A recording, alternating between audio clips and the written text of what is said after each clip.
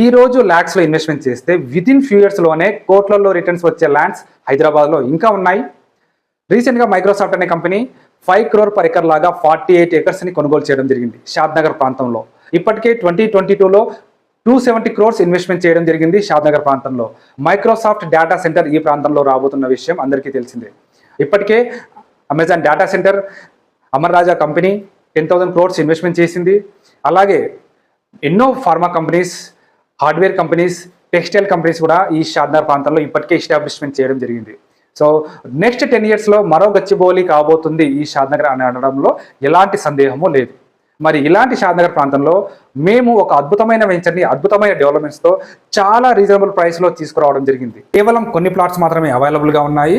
So పూర్తి వివరాల కోసం కింద ఉన్న నెంబర్కి కాల్ చేయండి, సైట్ని విజిట్ చేయండి, మీకు నచ్చితేనే ప్లాట్ కొనుగోలు చేయండి.